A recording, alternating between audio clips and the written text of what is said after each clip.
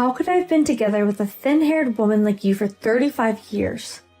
All my retirement money is mine. You, with your thin hair, are neither my wife nor a woman. My husband, who's been with me for 35 years, scoffs at my thinning hair. Why did my husband suddenly start to ridicule my thinning hair when he reached retirement age? I know all the reasons why.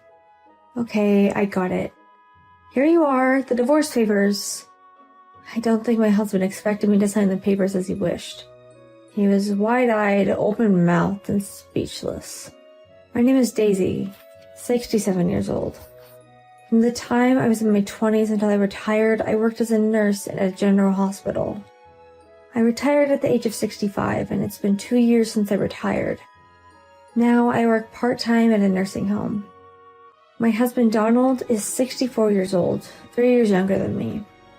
He is on his way to work today, just before his retirement. Donald and I got married 35 years ago. I was 32 at the time. I was working in the hospital, mainly for the night staff.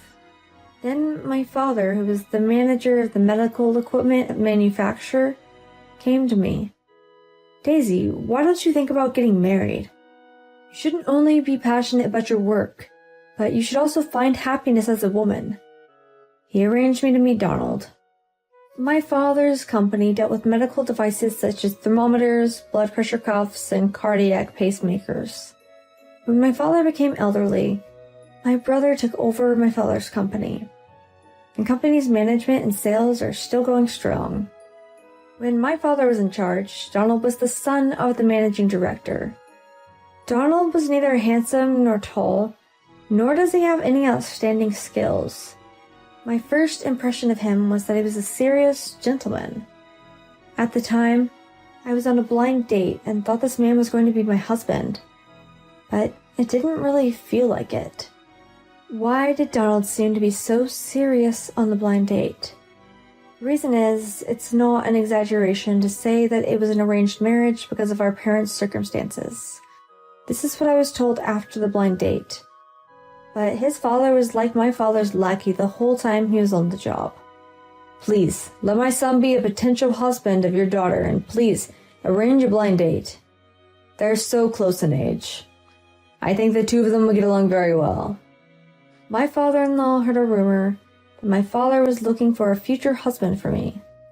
I heard that he suggested to my father that I have a blind date with Donald. My father was not surprised and readily agreed. At the blind date, I just greeted like, "Nice to meet you, I'm Daisy." I only remember that I gave a minimal greeting. The fathers of both families proceeded to talk to each other, and Donald asked me at the end of the blind date, "I would like very much to see you again." I vividly remember that. But now, 35 years after marrying, I've almost forgotten about the rest of our relationship. My father used to ask me, "How are things going with you and Donald these days?" And my mother asked me, "Why don't you wear that on your next date? It would be fashionable, wouldn't it?" She bought me a lot of new clothes. I can still vaguely remember that. My parents arranged my relationship and marriage with Donald, but after the marriage, many hardships followed. As soon as we were married, my husband, who was in the best of spirits, said,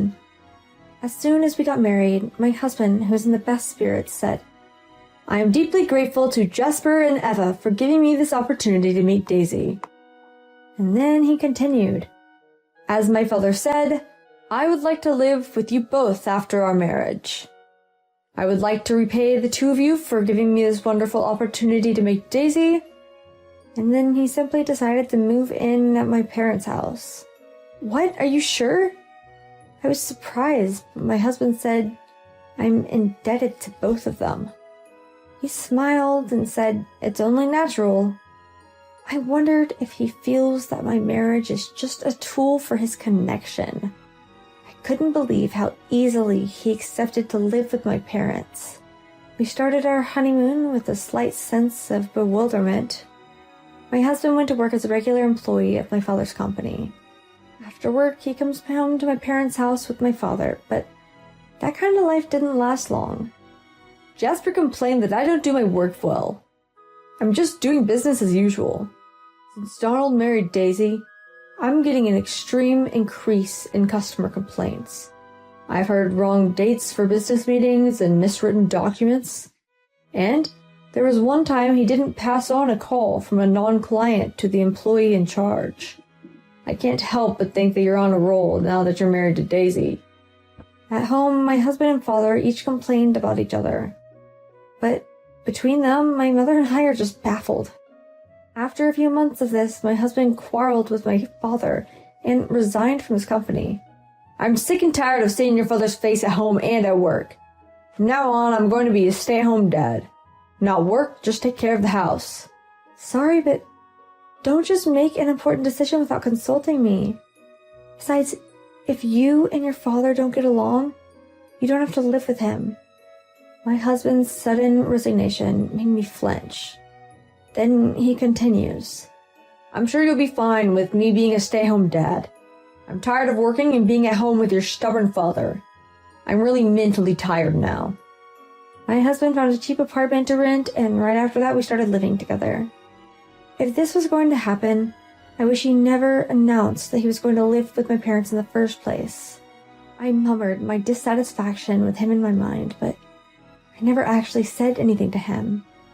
A few years later, our daughter was born, and he started looking for a job. But each time he found a new job, he would quit. Then he found another one, and then another one. Eventually, he started working part-time as a security guard and a janitor. I tried my best to balance the night shifts and work in raising our child. Then, when I was 40, my mother died of lung cancer. And when I was 55 years old, my father suffered a stroke and passed away. My daughter was just 20 years old when I saw them both off to heaven. After raising children and taking care of my parents, I wanted to devote myself to my work and hobbies. That's what I wanted. But life doesn't always work out the way you want it to. My husband, who had been working part-time jobs for the past few years, he was hired as a full-time employee by a security company, which was one of his part-time jobs. Of course, that itself is a happy occasion. But in reality, it was not a cause for celebration. It was a sighing situation.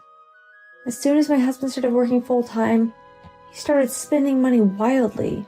New cars, golf clubs, fishing equipment, and other expensive hobbies. What is this new car? You have a license, but you don't drive, right? I was astonished.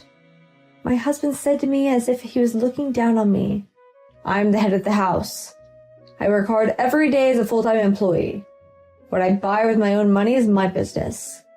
With these words, I understood everything that was going on with him. My parents are dead. Our child is a grown-up. And my husband finally got a full-time job. He thinks now he is free to spend money on expensive hobbies. Maybe I put up with him and a lot of burdens without realizing it. When we got married, he asked to live with my parents, but just because he wanted to be a nice husband. Both during work and during his private life, he's being forced to be with my father, whom he didn't get along with. He was mentally exhausted and could not get a regular job for many years. When I think about it, I can't say anything back to my husband. But he took advantage of the fact that I didn't say anything back to him. My husband took it even further. Your hair is getting thinner these days, isn't it? I've been thinking for a while. Why don't you buy some of those hair growth pills? If you don't, you'll be mistaken for an old man on the streets or at work.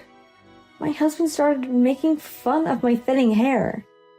I'm not concerned about it myself. Leave me alone. When I'd say that back to him, he'd say, You just don't leave it like that. It's why it's getting worse. You're a woman. You should take better care of yourself. Buy some hair growth pills or go see a doctor. I don't like it when you lax or even one of your flaws like that. That's when my husband's long talk begins. I started noticing thinning hair in my mid-30s. And by the time I was in my 50s, it had becoming quite noticeable. But my husband had never complained about my thinning hair. Rather, it's more like my husband didn't even come home as much. We moved out of my parents' house and we started living in a rented apartment. Sometimes my parents would come to visit us because they were worried about me.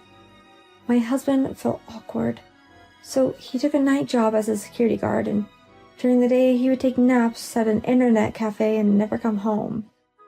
After my parents passed away, he got a full-time job at a security company and started coming home early. And every time he saw me, he started complaining about my thinning hair. This situation continues to this day. He married me through an arranged marriage, and my father and he didn't even get along. And because of that, he had to resign from his job. After that, he couldn't find a job and would constantly work part-time. When he sees my face, I think he gets irritated because he remembers his bad past. Just as I was thinking about that my husband started making fun of my thinning hair, I found out the real reason through my daughter. Mom, I saw Dad walking with a woman happily on the streets. My husband was having an affair with a woman. I asked a credit agency to investigate it. The result was as I expected. I had all the evidence I needed to prove that my husband was cheating on me. But the most unforgivable thing was the fact that my daughter witnessed my husband's affair. No matter how bad our marriage life was, he shouldn't allow his child to see him cheating. My mind was made up. Divorce was the only option. Then the question was, when should I ask my husband for divorce? When it comes down to it, I didn't know when to tell him or how to start the conversation. Then I thought to myself, today is going to be the day I ask my husband for a divorce. On the day I made up my mind to do so, to my surprise, my husband divorced me first. How could I have been 35 years together with a thin-haired woman like you? All my retirement money is mine. You with your thinning hair are neither my wife nor a woman. Now that I'm retired, I hope to spend the rest of my life without seeing your disgusting head. As usual, my husband scoffed at my thinning hair. He put out the divorce papers on the table. It was the day after his retirement, but I didn't count on his retirement money. He worked for the security company for about 10 years from his 50s until now. He will probably receive about $1 million at most in retirement benefits. I don't need this. I shoved back the divorce papers that my husband had presented me. What? It's pointless to come back at me now, okay? I've already made up my mind. Yes, I've made up my mind too. Here are the divorce papers. In exchange for the blank divorce papers my husband had given me, I handed the completed ones I'd already prepared. I don't think he expected me to hand them the completed divorce papers. His eyes widened, his mouth dropped open, and he was speechless. Hey, are you trying to say that your husband has no good use to you now that he's retired? You've come up with big, now that I'm getting retirement payout. My husband complained about it like it sounded like he had hardly tried to speak. I can't help but just let out a sigh.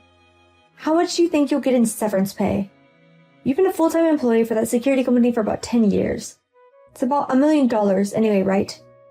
You're just trying to get me to leave you because my severance pay is so low. You only saw me as a man who brings in money, didn't you?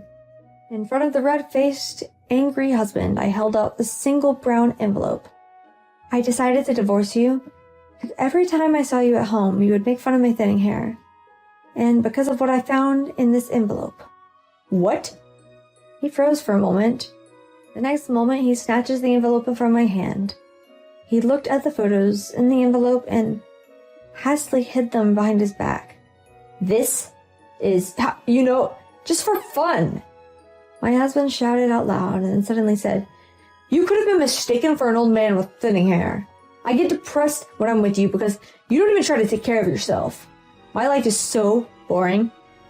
I'd like to have a taste of the surreal for once in a while. My husband wants to blame me for cheating on me. I can't admit that. If you don't like me, you can leave me. I can't forgive that our daughter witnessed your cheating scene. How can you flirt with a woman who you cheated on your wife with in broad daylight at a public place? Our daughter would have a boyfriend too. She doesn't care about such trivial things like this. My husband showed no signs of remorse. Well, let's talk about it through a lawyer. Then I left the house. Later, I received a phone call from my ex-husband, who must have seen the alimony notice he received from my lawyer. I miss you when I'm home alone. I'm sorry. Let's remarry. I'm speechless with dismay at my ex-husband asking me to remarry him as soon as he calls me. Oh, why don't you remarry her? No, I mean, she said she was just playing with me. She told me not to pester her because I broke up with you. She even called me a stalker.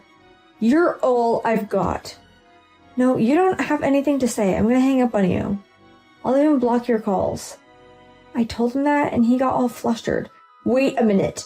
Listen, why don't we go shopping together? We can go to a cafe or a restaurant or something? Oh, you're buying me a drink? I ask. That is, he stopped talking. You're probably full of money from your hefty alimony payment to me. You don't have any money, do you? My ex-husband suddenly became very angry and raised his voice. That's right. I had to borrow money because of your demand for alimony. Just because I cheated on you for a little while? I don't think the alimony is worth $3,200,000. Don't you know? The marriage is long, and the relationship is bad. And if all of the mental damage is too great to infidelity, alimony could be that much. My ex-husband was shocked to hear that. Then I heard someone's voice behind him. It's a loan shark. I'll hang up the phone. He quickly hung up on me, so I blocked his number. Later, my ex-husband called my daughter. He said he was lonely and wanted me to take care of him. He was so persistent that I blocked the calls. That's what my daughter told me. I'm sorry for bothering you. I apologized to her and she said, It's not your fault, it's all his fault. She smiles at me. He didn't get along with you, Mom, and Grandpa. He didn't come home as often as he should have. I don't even consider him my father, so don't worry about it. My daughter encouraged me by saying so. My ex-husband got blocked by me and my daughter. He blurted out to everyone that he was lonely. One day, I went to inspect the car.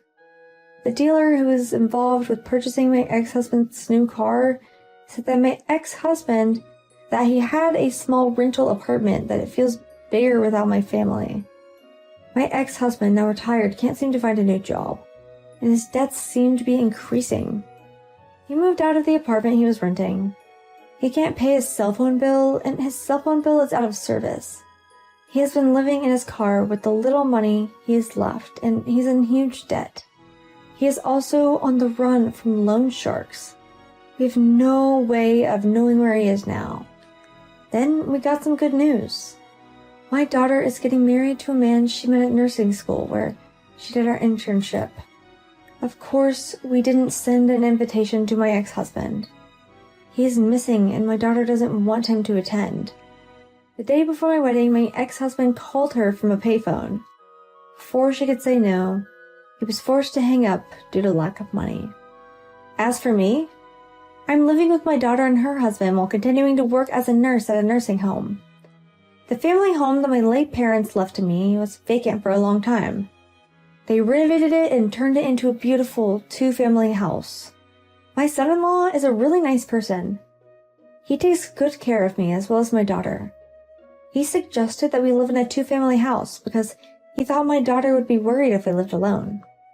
When I went shopping with my daughter and son-in-law, he'd casually ask to carry my things.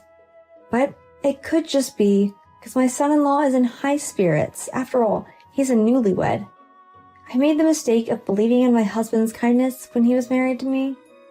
That's why, in order to prevent my daughter and son-in-law from repeating the mistakes I made, I wanted to have a relationship in which each of them can live freely and comfortably. Mom, this is the one I chose with him. Thank you for everything you've done. I hope you can enjoy your life from now on. With that said, the gift my daughter gave me before the wedding was a bright orange hat.